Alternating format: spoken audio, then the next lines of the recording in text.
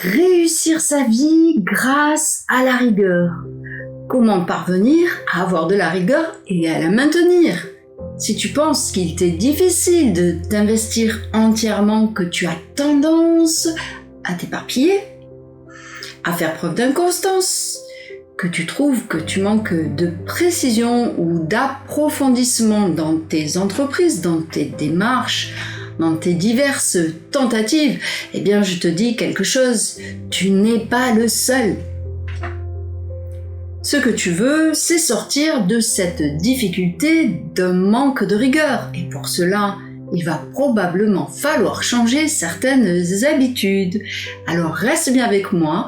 Dans cette vidéo, je te propose de voir les astuces, comprendre comment fonctionne la rigueur et comment tu vas pouvoir la développer et la maintenir pour atteindre des objectifs que tu te fixes avec la plus grande des satisfactions et le plus d'aisance possible.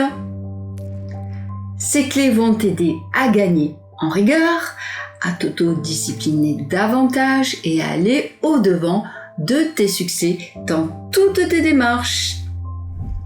Et comme l'a dit André Gide, il n'y a pas de problème, il n'y a que des solutions. Alors, allons-y pour les solutions et obtenir davantage de rigueur, et ce sera juste après ça. La semaine dernière, nous avons parlé de la détermination comme préalable, si je puis dire, à la rigueur. En effet, si tu as une envie réelle du plaisir à entreprendre, eh bien la rigueur sera appliquée avec beaucoup plus d'aisance. Mais avant d'aller plus loin, je pense qu'il peut être utile de dédramatiser le terme rigueur. La rigueur n'est pas synonyme de rigidité, elle n'est pas synonyme de dureté. Être rigoureux ne signifie pas se contraindre à une routine rigide et épuisante. D'ailleurs, il est possible de la cultiver avec des moyens qui vont encourager et améliorer ton efficacité et ta motivation et ton bien-être. Elle peut être une douce accompagnante qui va t'apporter de l'assurance, de la guidance et la performance que tu recherches. Alors, à la fin de la vidéo, je te promets l'exercice en utilisant la musique comme support pour mettre à l'épreuve ta rigueur et te montrer que tu as les capacités de l'accroître. Alors pour commencer, demandons-nous pourquoi de la rigueur. En quoi cela vaut la peine d'être plus rigoureux? D'abord, il faut savoir que la rigueur, c'est quoi? C'est la qualité qu'une personne détient, dont elle fait preuve pour avoir plus de précision, plus de constance dans ses actions et dans ses pensées. Et elle est essentielle dans plusieurs aspects de notre vie, que ce soit pour le sport, les relations personnelles, nos études, le travail. Voilà, la rigueur, c'est quelque chose qui est à minima indispensable. Alors elle nous aide à structurer le temps, à nous organiser, à bien évaluer les moyens, les ressources pour bien les mettre en place et maximiser notre efficacité pour atteindre nos buts. Et les objectifs sont alors atteints avec davantage d'exactitude. Donc quels sont les effets de la rigueur au quotidien? Oui, il y en a.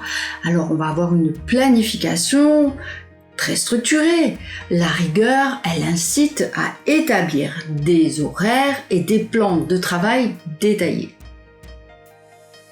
On va définir des créneaux spécifiques pour chaque action, chaque tâche. Et puis on va minimiser le risque de procrastination et surtout optimiser le temps de la meilleure façon qui soit. Est-ce que tu es d'accord avec moi? Elle va nous aider à identifier mieux nos tâches et puis à se concentrer sur les plus importantes, les plus urgentes. Et cela va éviter de s'éparpiller et de perdre du temps sur des actions inutiles. En étant rigoureux, on sait se défaire des distractions qui vont nous écarter du droit chemin. Elle permet aussi d'organiser l'espace de travail pour être plus productif. On est aussi plus à même de bien respecter les délais impartis. Et de fait, il y aura moins de stress. Surtout à cause des échéances de dernière minute qu'il faut absolument respecter. Donc il va y avoir en même temps un gain d'énergie parce que l'on va aller plus vite, allant aux étapes essentielles, sans se demander mentalement où l'on en est, ce qu'il faut faire. Et donc, petit à petit, la rigueur va devenir plutôt un besoin que quelque chose de contraignant. Alors elle va accroître aussi la motivation, oui, parce que on va se sentir autosatisfait, fier de soi, exacerber, augmenter notre confiance en soi, notre estime personnelle. Elle nous permet aussi de minimiser les efforts parce que lorsque l'on est rigoureux, on peut adopter un rythme qui est régulier, plutôt que tout à coup sentir un effort surajouté parce que à la dernière seconde, on a plein de choses à mettre en place que l'on n'a pas fait avec suffisamment de rigueur au préalable. Donc, la rigueur, elle va encourager la vérification minutieuse de ce que nous accomplissons au fur et à mesure et ainsi nous permettre de corriger les erreurs. Donc on va pouvoir améliorer la productivité et la qualité des résultats. On va pouvoir identifier les opportunités d'amélioration. Donc cela conduit à un perfectionnement constant de nos compétences et de nos méthodes de travail. Qu'on va inspirer confiance. On va être une personne plus fiable. On sera petit à petit plus dans l'aisance, plus facilement concentré, plus facilement enclin à persévérer et à surmonter les difficultés. La rigueur, ça apporte des avantages, mais ça peut aussi engendrer des difficultés. Le surmenage, le besoin de perfectionnement, le risque de s'endormir, avoir l'impression d'être dans une routine ennuyeuse, donc il va falloir varier les tâches par exemple. On peut aussi avoir une certaine résistance face au changement, perdurer dans une certaine procrastination, vouloir beaucoup trop bien faire, avoir la sensation qu'on n'a pas assez de motivation, se laisser interrompre par des distractions, ne pas réussir encore à gérer les imprévus. Mais avec cette rigueur, tout cela va se mettre en place petit à petit. Et justement, on va voir comment on peut la développer. Donc pour devenir plus rigoureux dans notre vie quotidienne, il est essentiel de mettre en place des habitudes structurées et cohérentes. Alors pour éviter de se confronter à ces difficultés, on va organiser une planification, établir des objectifs qui sont clairs, qui sont atteignables, réalisables. On va faire un emploi du temps précis. On va prioriser les tâches. Pourquoi ne pas appliquer la règle des 2 minutes pour commencer par se débarrasser de tout ce qui prend moins de 2 minutes à établir. Je prépare vite mon bureau, j'ai à portée de main mes papiers, mes stylos, etc. Hop, il me faut moins de 2 minutes pour ça, je le fais, je suis tranquille. Et en plein milieu d'une action, je me mets pas à chercher ma gomme, mon taille-crayon. Donc on va gérer le temps. Il existe plein de techniques diverses pour cela. Alors faites un petit tour sur le web, je vous en ai suggéré quelques-unes, mais vous en trouverez d'autres. Ensuite, on va mettre de la consistance dans ce que l'on fait. Donc on va respecter des routines. Et pour cela, il faut en adopter des routines matinales, des routines nocturnes, qui peuvent être, par exemple, faire de l'exercice, méditer, faire de la lecture. Voilà. Tout ça, pour être quelqu'un de rigoureux, il faut aussi penser à cette partie-là, de façon à être des fois très concentré, mais aussi induire et proposer à notre corps, à notre esprit, des moments de relâchement et de détente. Alors, on va pouvoir aussi vérifier régulièrement, par exemple toutes les semaines, en faisant un petit bilan de ce qui a été vu et en voyant plus facilement les progrès qui ont été effectués et les améliorations à apporter, les prochaines étapes à envisager. Pour avoir de la rigueur, il faut aussi savoir s'apporter du soin, s'accorder l'importance que l'on mérite. Donc prendre soin de soi, s'assurer de bien dormir, de bien manger, d'avoir un bon équilibre, de faire de l'exercice. Donc lorsque on a un esprit et un corps sains, eh bien ça favorise la rigueur. Pour réussir à être rigoureux, il faut aussi faire preuve d'auto-compassion, donc être indulgent avec soi-même, sachant que les erreurs sont des opportunités d'apprentissage. Alors oui, il peut y avoir parfois des baisses de motivation, mais il faut les accepter tout simplement et se dire voilà, je suis en train d'évoluer, je suis en train d'apprendre à mettre de la rigueur et je suis en train de performer grâce à cela. Donc il est important de relever toutes les petites victoires, prendre le temps de reconnaître et de célébrer tous les petits pas qui ont déjà été accomplis. Et surtout, maintenir une attitude positive, motivée. Tu peux aussi te joindre à une communauté qui a des objectifs similaires aux tiens et qui va t'apporter des conseils et te transmettre sa motivation. De la consistance pour suivre les routines, oui, de manière régulière, et créer de nouvelles habitudes solides. Alors, qu'est-ce que t'apporte le fait de mettre de la rigueur dans ton quotidien? Du succès dans ta vie grâce à la rigueur. Tu vas améliorer ta productivité. Et tu vas réduire le stress. Tu vas améliorer la qualité de ton travail.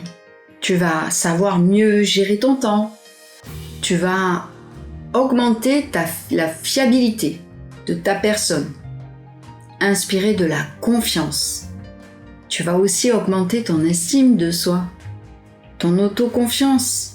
Maintenir la rigueur. Ça nécessite une combinaison de discipline et de flexibilité, et aussi en utilisant ces stratégies, tu vas pouvoir rendre ce processus plus agréable et plus durable. Et tu ne feras pas face aussi facilement à la lassitude ou au découragement. Une rigueur bien intégrée et bien gérée peut véritablement transformer tes défis en véritable succès. J'espère que cette vidéo va te donner envie de mettre un peu plus d'autodiscipline dans ton quotidien pour aller vers tous tes succès avec beaucoup moins de difficultés ou en toute simplicité. Alors rappelle-toi, on a vu la procrastination, la détermination, le respect de soi, comment être heureux dans sa vie. Eh bien, je t'invite à revoir toutes ces vidéos. Ainsi, tu es prêt pour démarrer l'auto-coaching et développer tes propres projets ou bien aller dans l'exploration et la connaissance de soi. Mais avant d'aller à l'exercice de musique, dis-moi, quelles sont tes stratégies préférées pour maintenir la rigueur dans tes projets? Tu le partages en commentaire? Alors maintenant, nous allons faire un petit exercice. On va utiliser la musique, donc musicien ou pas musicien, tu peux faire cet exercice. Il s'agit juste, de le mener à terme pour te prouver que tu peux être rigoureux. Si tu veux en savoir davantage sur cet accompagnement avec le support musique et les techniques d'auto-coaching, eh bien procure-toi le livre Que voilà, à la mode de soi comme le nom de la chaîne par Célina Isabelle que tu trouves aux éditions Maya. Tu peux également me contacter. Tu as le lien sous la vidéo et je t'invite à regarder les vidéos qui s'affichent à l'écran. Je te remercie de m'avoir suivi, je te laisse avec l'exercice et à bientôt.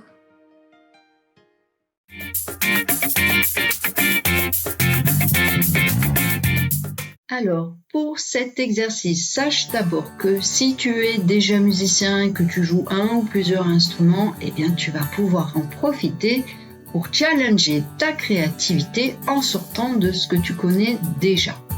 Donc je t'invite à suivre ce petit défi et à voir si justement, de fait que tu maîtrises la musique, tu as cette capacité de mettre de la rigueur dans ce que tu vas entreprendre et de l'accomplir étape par étape sans rechigner, en gardant ton sourire et en allant au bout de ton challenge.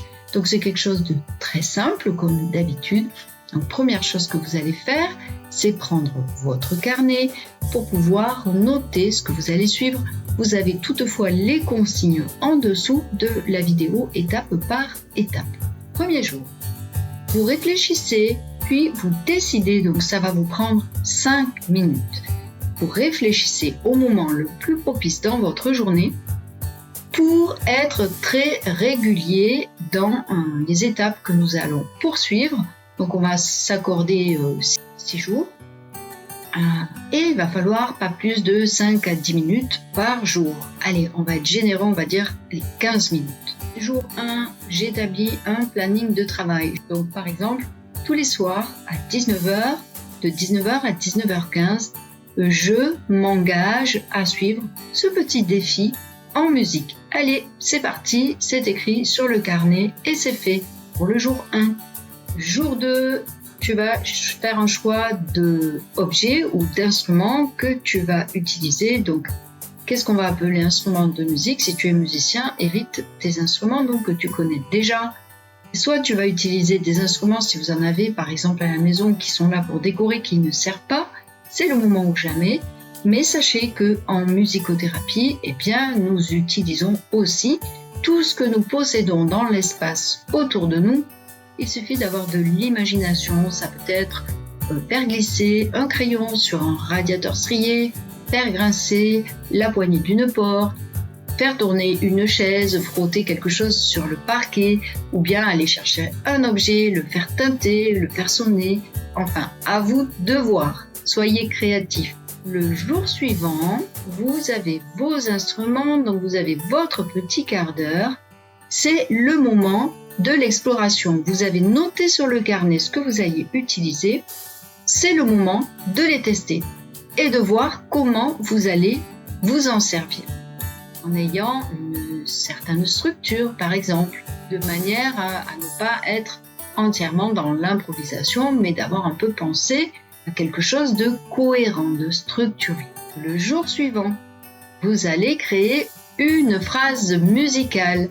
Donc ça peut être une phrase rythmique, une phrase sonore, voilà, avec, je le répète, les objets, les instruments que vous ne connaissez pas. Et là, vous allez laisser jaillir toute votre créativité. Et c'est parti pour 5 à 15 minutes. Le jour suivant, vous allez reprendre cette même phrase. Donc là, vous allez tester votre mémoire, voir si vous avez bien appris, si vous êtes resté bien rigoureux dans votre démarche, si vous avez pris vos notes, et vous allez donc reprendre ce que vous avez fait la veille et vous allez le peaufiner. Vous allez l'arranger, vous allez l'améliorer. Donc pour cela, vous pouvez revoir ce que vous avez vu la veille, repenser ce que vous avez créé et voir de quelle manière vous pouvez y apporter une amélioration. Et le dernier jour, devinez, vous allez jouer votre œuvre. Durant cette semaine, vous allez garder votre attitude positive, motivée, faire preuve de constance, vérifier votre progression, établir vos étapes une à une. Et le dernier jour, vous jouez, vous vous célébrez. Et là, repos du guerrier. Et si vous voulez partager, eh bien, enregistrez votre petite œuvre et ne manquez pas de me l'envoyer. Vous avez mon adresse mail en dessous. Je me ferai un plaisir d'en poster quelques-unes et de vous les faire écouter. Je vous remercie de m'avoir écouté et je vous dis à la semaine prochaine.